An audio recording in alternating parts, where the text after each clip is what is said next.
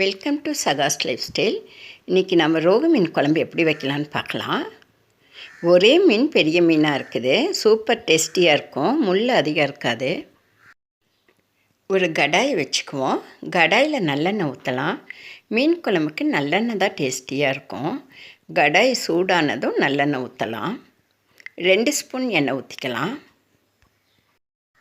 எண்ணெய் நல்லா சூடாகட்டும். சூடானது சின்ன வெங்காயம் போட்டுக்கலாம். நான் 1/4 கிலோ சின்ன வெங்காயம் எடுத்து வச்சுருக்கேன். இங்கே மேட்டூர் டேமில் மீன் வாங்கினா அவங்களே கழுவி கொடுத்துருவாங்க, கட் பண்ணி கொடுத்துருவாங்க. நம்ம வீட்டில் மஞ்சத்தூள் உப்பும் போட்டு கழுவினோமா போதும். எந்த மீனாக இருந்தாலும் நிறைய தண்ணி ஊற்றி ஒரு 5-6 முறை கழுவிடணும். வெங்காயம் போட்டாச்சு. பூண்டை போட்டுடலாம். பூண்டு 2 கட்டி பூண்டை பெரிய பூண்டாக எடுத்து வச்சுருக்கேன். 2 சேர்ந்து எண்ணெயில் வதங்கட்டும். நல்லா வதங்கிடுச்சு. இப்போ தக்காளியை போட்டுடலாம். தக்காளி நான் 5 பழத்தை கழுவி கட் பண்ணி எடுத்து வச்சுருக்கேன். தக்காளியை போட்டு நல்லா வதக்கலாம். வெங்காயம், தக்காளி, பூண்டு 3 நல்லா கலந்து வதங்கணும்.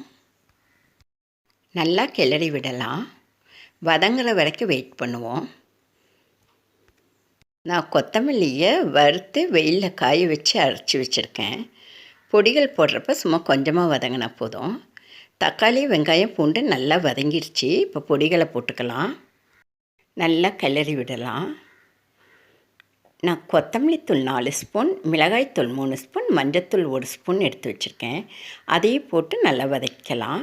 சிம்மில் வச்சிடலாம். நல்லா கலந்து விடலாம். அரைக்கும்போது அரை மூடி தேங்காய் இதில் சேர்த்து அரைச்சிக்கலாம். ஆற வச்சு அரைச்சிக்கலாம். ஒரு அகலமான பாத்திரத்தை வச்சு பாத்திரம் காஞ்சதும் 2 ஸ்பூன் நல்லெண்ணெய் ஊற்றிக்கலாம். எண்ணெய் நல்லா காயட்டும். எண்ணெய் காஞ்சிருச்சு. வெந்தயப்பொடி 1 ஸ்பூன் போட்டுக்கலாம். நான் வெந்தயத்தை வெறுகடாயில் லேசாக வறுத்து பொடி பண்ணி வச்சுருக்கேன். வெந்தயப்பொடி நல்லா செவந்துருச்சு.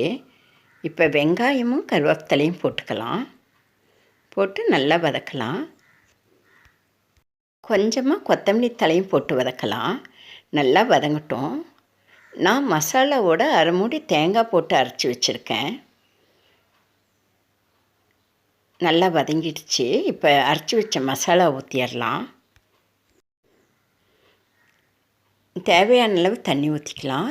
நான் 2 எலுமிச்சை சைஸ் அளவுக்கு புளியை ஊற வச்சுருக்கேன். நிறையா மீன், அதனால் கொஞ்சம் புளி அதிகம் இருந்தால் தான் நல்லாயிருக்கும். எப்பயுமே மீன் குழம்புக்கு கொஞ்சம் புளிப்பு அதிகமாக இருக்கணும், அப்போ தான் டேஸ்டியாக இருக்கும். நல்லா கலந்து விடலாம். புளி தண்ணி ஊற்றியாச்சு. தேவையான அளவு தண்ணி ஊற்றியாச்சு. தேவையான அளவு உப்பு போட்டுக்கலாம். உப்பு போட்டு நல்லா கலந்து விட்டு 10 நிமிஷம் கொதிக்க விடலாம். நல்லா 10 நிமிஷம் கொதிக்கணும். மீன் போட்டு அதிக நேரம் கொதிக்கக்கூடாது, அதனால் 10 நிமிஷம் கொதிக்க விடலாம். மூடி போட்டு 10 நிமிஷம் கொதிக்க விடுவோம். நல்லா கொதிக்கட்டும். 10 நிமிஷம் ஆயிடுச்சு. நல்லா கொதிக்குது. திறந்து பார்க்கலாம். சூப்பராக கொதிச்சிருச்சு. நல்லா கலந்து விடலாம். மீனை போட்டுடலாம். செமையாக இருக்குது. மீனை போட்டுடலாம். எல்லா மீனையும் போட்டுடலாம்.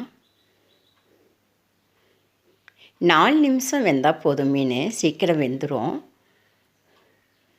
எல்லா மீனையும் போட்டாச்சு. நான் கலருக்காக காஷ்மீர் மிளகாத்தூள்லாம் போடலை. இதே ஒரிஜினல் கலரோடு செம்ம டேஸ்டியாக இருக்கும். பார்க்கவே ஆசையாக இருக்குது. செம்ம டேஸ்டியாக இருக்கும். சாப்பிட்டு பாருங்கள், ட்ரை பண்ணுங்கள். மீன் போட்டதுக்கும் அதிகமாக கிளறக்கூடாது. மெதுவாக கிளறி விட்டு மூடி போட்டு ஒரு 4 நிமிஷம் விடலாம். 4 நிமிஷம் ஆயிடுச்சு. பார்ப்போம். வெந்திருக்கும். சூப்பராக வெந்துருச்சு. வாசனை செமையாக வருது. அட்டகாசமாக மீன் குழம்பு ரெடி ஆகிடுச்சு. மேலே கொத்தமல்லி தலையை போட்டு மெதுவாக கிளறி விடலாம். மீனை மெதுவாக தான் கிளறணும், அப்போ தான் உடையாமல் வரும். சூப்பராக டேஸ்டியாக மீன் குழம்பு ரெடி ஆகிடுச்சி. ரோகு மீன் குழம்பு. என் சேனலில் லைக் பண்ணுங்கள், சப்ஸ்கிரைப் பண்ணுங்கள், கமெண்ட் பண்ணுங்கள். வாங்க சாப்பிடலாம். என் வீடியோ பார்த்த உங்களுக்கு என் மனமார்ந்த நன்றிகள். நம்ம அடுத்த வீடியோவில் சந்திப்போம்.